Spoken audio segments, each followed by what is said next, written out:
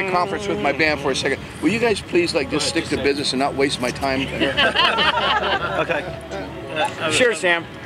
Okay. All right. So who'd like to start? See, that's the kind of band we are. We can say shit like that, nobody gets pissed. So who's having the most fun on this tour so far? I am. Yeah. Can you guys vouch for that? Yes. The man with the plan. I'll drink to that. Yeah. That's a lot of fun. Probably. I don't think I've ever been in a band that is so tight but loose, as the famous words used to be. Sammy is a great host. He's very relaxed. I remember being really uptight. Second gig we ever did was like 15,000 people in St. Louis. And I was so nervous, and he just said, "Listen, brother, there's no mistakes. It's just a different arrangement." I'm like, fine, man. There you go. Yeah, very cool. St. Louis. Oh, yeah. Well, the second show we did, look, we rehearsed for 3 days. Right? If that, I think most of that time was spent just... We did. We made a set list, and we rehearsed for 3 days, and we threw some songs out, put some other ones in, you know, we tried everything. And then we went and played for 40,000 people the first show, and we played for 19 the second show in St. Louis, you know, the town that I, you know, if I make a bad show there, I'd feel really bad. I feel bad making a bad show anywhere, but I was so confident in this band. It was like, man, it's like magic, you know, kind of a good chemistry. That's the word, good chemistry. It seems like you guys are all about having fun, and you love having fun. And now with the book, you know, Are We Having Fun? You're doing it through food as well. So let's talk a little bit about that. I mean, you traveled the world, eating all different foods all over the world. Is there any that you met, you know, as you traveled that have become regulars for you that you love? Food-wise? Food-wise. Oh yeah, you know, I've run into a lot of foodies. It's what happened to me. My father was a chef, and I was raised by my mother was a great cook. So we never went to a restaurant my whole life until I was 21 years old in Montrose. I went out on a road. All of a sudden, I had to eat in a restaurant. I go, man, this food sucks, you know. So I was a good cook myself. So long story short, every time I'm on tour, we have a night off. You can ask me, what do? We find the best restaurant in town, and we go there, you know. And we always get recommendations. So I've kept notes from all that, and I get to know the chefs, the great chefs. That's how I got to know Emeril Lagasse. That's how I got to know Mario Batali. That's how I got to know Julian Serrano, you know, Michael Mina, all these guys. I mean, I meet them because I eat at the restaurants. They invite us back to the kitchen. We go back. They hang around after. Then we're drinking tequila and stuff after we have dinner. And I just decided to write a book about it and have all the recipes of my friends and my personal recipes and my own restaurants as well. I have 10 restaurants. Yep. So, but we ask these guys what we talk about halfway, right before we get ready to go on stage. When I first met this guy, when he first joined Van Halen, when I first met him, it was kind of like, okay, God, what do you remember about Oklahoma City? You know, we were there, Sam goes, oh yeah, there's this restaurant, that restaurant, we went there, and we had this wine, we had this Lafitte, blah, blah, blah, blah, blah. And I'm like, son of a bitch, this guy, you know, city by city, it's the restaurants. It's not the women, it's not the clubs, the strip joints, it's the restaurants. And I can tell you, it wasn't until he joined the band and we started going out, and I was never a big wine drinker. It was always Jack Daniels until I went out with this guy, and it was kind of like, wow, wine does compliment me. I mean, it's a festive thing. Yeah. I've never met anybody. Chicago, what's your favorite restaurant in Chicago? The Wiener Circle. The Wiener Circle. Hey, and mine, no cheap look, Gibson Steakhouse. Thank you very much. How about Naperville? You're in Naperville. You guys have been back here several times. Well, we're going to have ribs here. Are you kidding? I mean, it's what we do is we ask what the specialty is. If there's a specialty and somebody says they have the best ghetto burgers in town, on the other side of town they put an egg and a hamburger and they got the pickles and you just go there. You know, it ain't about fine dining. It ain't about getting dressed up at all. Are there any places that make the tour because they have a great food scene, or places you can't go there? I'll just interject. I can't name any specific places, but when we toured Japan with Van Halen, Sammy and I, every night that we had off, we took one of our promoters' reps, Mr. Udo's reps, and we said we want to go to where the locals go to eat, because there, you know, you play the concerts early in the evening. So by 9 o'clock you're finished and whatever, and we would go to these tin shack places, all these different places, and we ate with the locals. And I'll tell you, it was the best Japanese tour that I ever had. There's food cities. Chicago, you take as many days off as you can. New York, many days off as you can. San Francisco, that's where I live, so you take as many days off as you can. Those are great food cities, and there's a lot. You know, Dallas is a good food city now. You know, got Dean Ferring and guys like that there. So, you know, we do take days off, and Toronto. You know, you'll spend few extra days because there's great restaurants. Toronto, it's true. Indian food. I'm a big Indian. What about London? We don't go to Indian London. food. Oh, yeah, we don't right. play London. This is an American band. I do. Yeah. I'm a big Indian. Live at Daryl's house, and you guys were cooking in the kitchen. Yep. Is that recipe going to be in your book?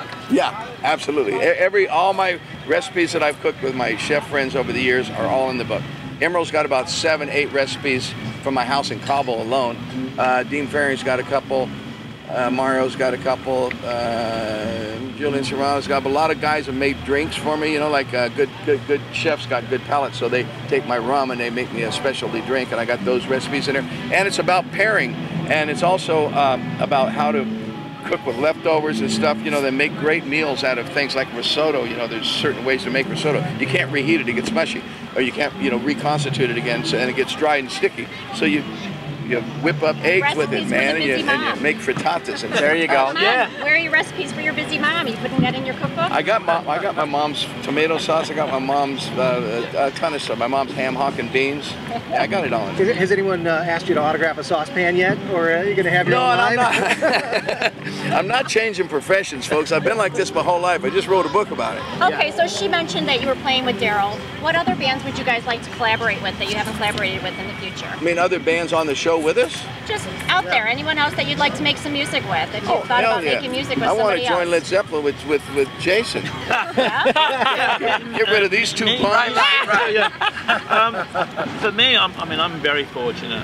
When you're a drummer in this day and age, when you get asked by different musicians to come in and play, I feel very blessed, you know. And even though I've been playing drums for over 30 years now, over the last few years since the release of the Celebration Day and the Zeppelin and the Grammy and whatnot, to get phone calls from your heroes and these people that you never imagine when you're, you know, 70. I mean, I saw this guy. I saw this guy I think he is. back in '83. Okay, I thought you were going to say when you were 14 years old. I was 14. You were 17, I believe. At Donington. So to be later on in life playing drums with these people, I love it. So are they playing a whole lot of Love the right way, or did you have to like set them straight on something? Anyway, that's good. This is. It's very important that we try to serve the music. For the first time, I've always been a jam band kind of guy with the wobbles. We never had a set list. We never rehearsed. We never did shit. We just played anything we wanted. Make a mistake, stop, say, oops, we can't finish that song, folks. We suck at that. Start the next song. We did that kind of stuff. But with this band, we try to serve the music as good as we can, as an original as possible, without destroying the essence of it, and then try to put some your own soul and energy into it. And it's working. I've been a solo artist again for a long time, right? We all know that, as it's 95. And I choose to be in a band again because of this band. I choose to call it a name, and that's saying a lot because I am a solo artist, and I like doing everything I want to do and not having to argue with you about nothing. But we don't argue. So you're in a band with each other, and you guys are having fun on tour. What are some nicknames you've given to each other? Hellcat Johnson. It's a Hellcat. Hey, Hellcat? Vic Hellcat Johnson. All right. Jason bought a Hellcat, and Vic was standing in front of it, and I said, that's Vic Hellcat Johnson. Yeah, exactly. Hellcat Johnson. What do you guys call me when I ain't around? Well, we don't say Personality. nothing. We're all good. Everything's good, man. Cousin RT? RT. How about the name of the circle? How'd you come up with that? Who came up with that? I was actually I just said this band can play my whole career, everything I've done. It's like coming full circle. You know, I started off listening to bands like Led Zeppelin, right? And then I went and started Montrose and all these bands and the Van Halen era. Those guys can't play that music anymore, and so we play it. And so now we play everything but Chickenfoot, and we're thinking about adding a Chickenfoot song to the set.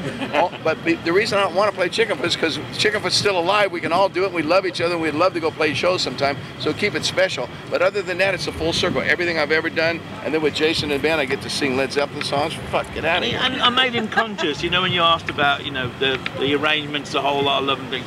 It was he's very conscious. So you'll go, that's right, yeah. And I go, actually, really, okay, because he wanted, we really did want him to do it right.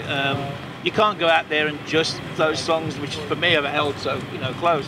But as far as no, you got to serve that music well, otherwise you're going to look stupid. Every time we do it. Michael, I saw you in January at the NAMM show at the PV playing with Leonard Skinner. Yeah, we did a little bit of. So Michael Anthony playing Leonard Skinner tunes and Leonard Skinner playing Michael Anthony tune, huh?